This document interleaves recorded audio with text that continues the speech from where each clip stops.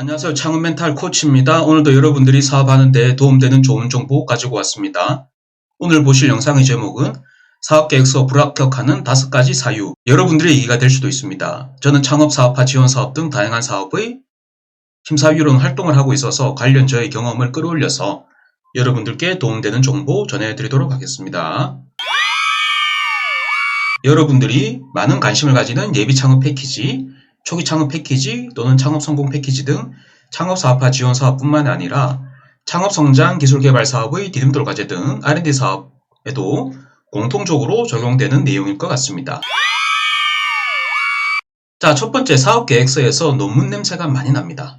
즉 사업 계획서가 무겁다는 얘기죠. 이는 대표님의 기술에 대한 자부심이 크면 클수록, 그리고 대표님의 가방끈이 길면 길수록, 그리고 그 가방끈이 질기면 질길수록 더욱 그럽니다. 사업 계획서가 굉장히 무겁습니다. 그런데 결국 창업 사업화 지원 사업은 만든다는 얘기와 판매한다는 얘기 두 가지를 같이 믹싱을 해야 되는데 특쪽 한쪽으로 치우쳐진 사업 계획서가 많은 것 같더라고요. 결국 제가 하고 싶은 얘기는 창업 패키지 시리즈나 디딤돌 과제의 경우는 가벼워야 합니다. 절대 무거운 사업 계획서 내용이 아니고요. 그리고 지원 사업의 성격상 파일럿, 시제품 정도를 만드는 비교적 기본 수준의 지원 사업이고요. 그래서 표현 방법이 무겁거나 개발하고자 하는 게 무거우면 떨어질 수 있다는 것이죠. 좀 더 구체적으로 말씀드릴게요. 간혹 파일럿 시제품 개발 이전의 기초 연구나 응용 연구 레벨의 사업 계획서가 올라오는 경우가 있습니다. 간혹 저는 번지수를 잘못 짚은 게 아닌가라는 생각이 들기도 합니다. 파일럿이나 시제품 개발단에서 어떻게 만들고 어떻게 판매하겠다라는 내용이 올라와야 되는데 충실히 R&D 과제를 담아서 이러한 사업에 지원을 한다라고 하면 떨어질 확률이 굉장히 높은 거죠. 그래서 제가 하고 싶은 얘기는 사업의 성격을 알고 지원을 해야 되겠다라는 말씀을 드리고 싶은 것이고요. 결국 제목과 숫자입니다. 제목이 섹시하지 않은 경우가 많은 것 같습니다. 가능하면 중소벤처기업부의 기술개발 로드맵을 구글에 검색하시면 어렵지 않게 확인하실 수가 있는데 그 관련된 사업의 키워드를 여러분들이 잘 체크하셔서 여러분들 제목에 반영을 하시면 좋을 것 같아요. 즉 트렌드하냐 트렌드하지 않냐를 얘기하는 게 아니라 결국 여러분들은 정부로부터 투자를 받는 것입니다. 그러면 정부는 투자를 해야 할 명분과 이유가 필요하지 않습니까? 즉 전도 유망한 사업에 투자를 하고 싶다는 것은 가장 기본적인 내용이다라는 것이죠. 그래서 특히 R&D 같은 경우에는 기술개발 로드맵의 그 요소들이 무엇이 있는지 꼭 확인을 하셔서 여러분들 제목과의 그 연결고리를 만드셔라 라는 말씀을 하고 싶고, 그리고 저 같은 심사위원들은 계속 이제 심사를 하다 보면 문서만 계속 보다 보면 하얀 것은 여백이요 검은 것은 텍스토로다 라는 수준으로 실제로 보입니다. 그래서 숫자, 정량화, 도표, 비교 테이블 등이 매우 필요한데요. 어차피 저 같은 심사위원들은 전체적인 텍스트를 보기가 힘듭니다. 보기 싫어서 안 본다라는 게 아니고요. 심사 환경 자체가 그러하고 건당 심사할 수 있는 절대적인 시간 자체가 그렇게 여유롭지가 않습니다. 특히 R&D 성과지표 부분은 제목과 성과지표에 대한 부분이 아주 중요한데요. 이 두 부분만 여러분들이 잘 설계를 한다라고 하면 여러분들은 꼭 길을 걸을 것이고, 그렇지 않다라고 하면 여러분들은 비포장 도로에 아주 험난한 길을 걷게 되실 것입니다. 그래서 이 두 가지가 매우 중요하다라고 거듭 강조를 드리고 싶습니다. 결국 모든 사업 계획서의 핵심은 두 가지죠. 무슨 얘기냐? 만든다는 얘기와 판매한다는 얘기죠. 즉 기술성과 사업성이죠.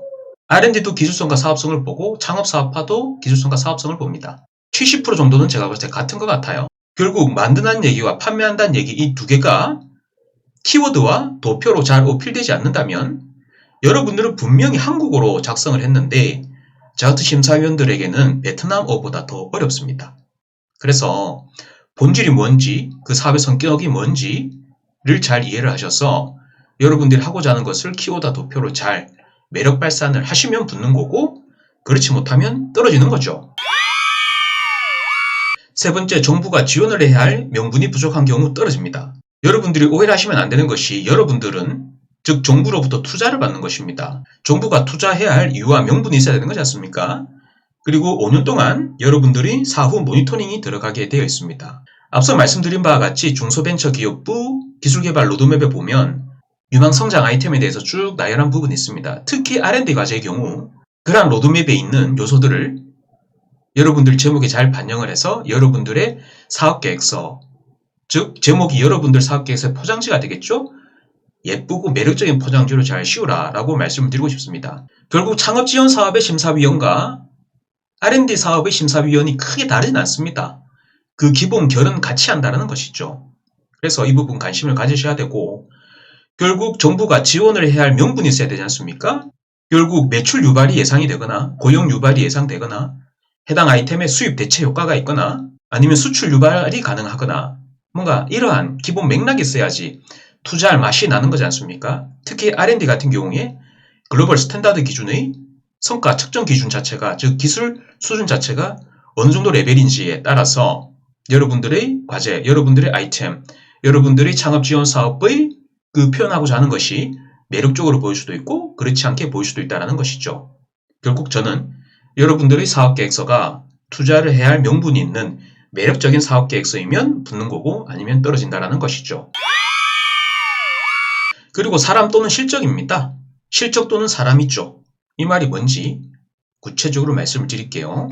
사업자로서 심사위원들은 여러분들이 어떻게 생겼는지, 어떤 성향인지, 어떤 의지를 가졌는지 이런 거를 전혀 본 적도 없고 알 길이 없습니다. 오롯이 서류로만 여러분들을 판단하는 것이죠. 그래서 기본적으로 심사위원은 선입견을 가지고 여러분들의 서류를 볼 수밖에 없습니다. 특히 예비나 3년 한쪽 초기 같은 경우에는 그 대표자, 사람, 본연, 그 사람에 대해서 좀 더 볼 수밖에 없고요. 그리고 5년 이상 업력이 높으면 높을수록 그 기업의 실적, 매출 실적, 고용 실적, 실적에 관심을 가지고 볼 수밖에 없습니다. 그리고 기본적으로 서류에서 냄새가 납니다. 이게 무슨 말이냐? 체리피커라고 여러분들 아시나요? 체리피커가 단물만 쪽쪽 빨아먹고 자기 기회만, 실수만 챙기는 사람들을 체리피커라고 하지 않습니까?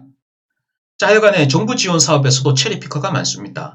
즉, 특히나 예비 또는 초기 기업의 경우 하고자 하는 아이템과 대표자 여러분 간의 연결고리가 약하면 떨어지고 연결고리가 강하면 붙습니다. 그 연결고리가 뭘까요? 관련된 업력 또는 전공 또는 경험 등, 즉 그 아이템과 여러분 간의 강한 상관관계를 잘 어필을 할 수 있으면 합격이고 아니면 떨어진다는 것이죠.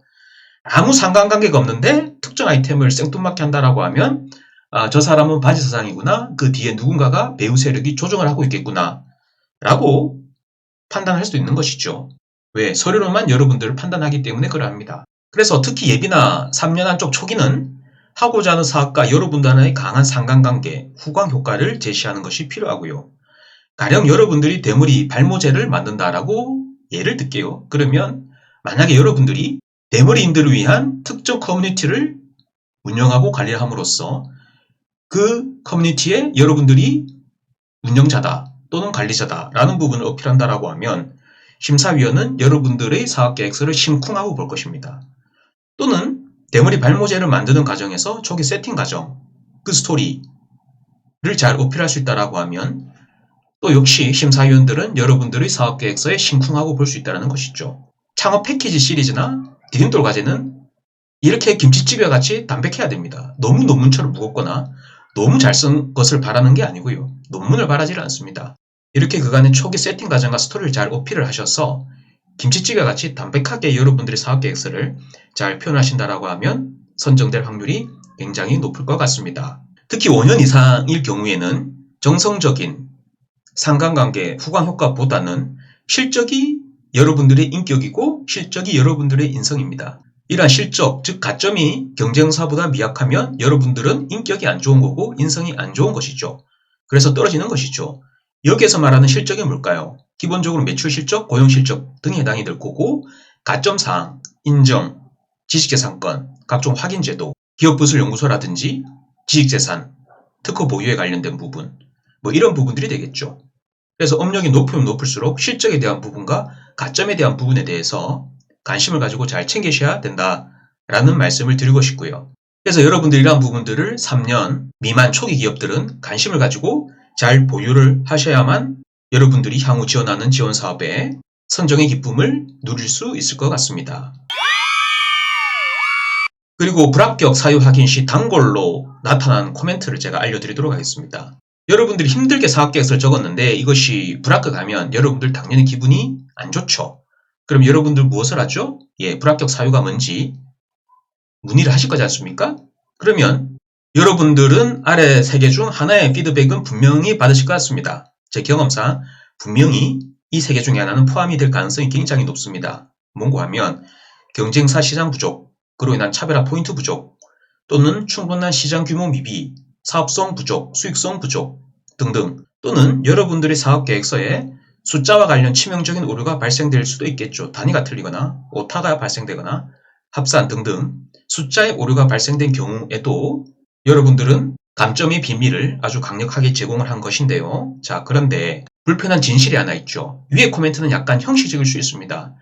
결국 심사위원 또는 심사평가기관은 여러분들의 아이템에 투자하기 싫다라는 것이죠. 투자하고 싶고 투자하기 싫은데 이유는 없습니다. 사람이 평가하는 겁니다. 그러면 여러분들이 하고자 하는 아이템을 좋은 포장지에 매력적으로 잘 담아서 심사위원 또는 평가기관이 여러분들의 사업계획서를 뽑을 수 있게끔 해야 되는 것이 중요하고, 그러면 심사위원이나 평가기관은 어떤 창업팀을 좋아하는지 알아야 되지 않습니까? 그래서 제가 역지사지 관점에서 전략이 굉장히 중요하고 관련 입장에서 빙의를 하는 것이 매우 중요하다라고 여러 번 말씀드린 이력이 있는데, 그러면 이쯤에서 질문이 들어올 수 있을 것 같습니다. 나는 심사 경험도 없고 평가기관 입장에서 일을 해본 적도 없는데 그것을 어떻게 하냐라고 누군가는 저에게 물어볼 수가 있습니다. 그래서 창업 멘탈 코치라는 제 유튜브에 보면 정부 지원 사업 그리고 사업계획서라는 이 재생 목록이 있습니다. 보시는 바와 같이 영상이 70개 가까이 올라왔습니다. 그동안 70개 정도 영상을 올렸다는 것이죠. 그래서 네 번째 정부 지원 사업 사업계획서 부분에 여러분들이 심사위원 입장에서 빙의할 수 있는 주관기관은 어떤 팀을 뽑고 싶어 하는지, 그래서 사업계획서를 어떻게 작성을 해야 되는지에 대한 아주 도움이 되는 다양한 많은 영상을 올린 이력이 있으니 해당 재생 목록에 들어가셔서 꼭 확인을 하셔서 많은 도움 얻어 가시고, 그로 인해 여러분들이 각종 정부 지원 사업에 선정이 되는 기쁨을 누리셨으면 좋을 것 같습니다. 오늘 저는 보시는 내용의 제목으로 여러분께 도움되는 정보를 전해드렸습니다. 여러분들의 응원과 격려는 제가 영상을 지속적으로 올리는 힘이 됩니다. 앞으로도 여러분들이 돈을 버는데 도움되는 내용을 꾸준히 공유하도록 하겠고요. 지금까지 제 영상을 시청해주셔서 감사합니다. 그럼 저는 더욱 좋은 내용으로 여러분들을 다시 찾아뵙도록 하겠습니다. 감사합니다.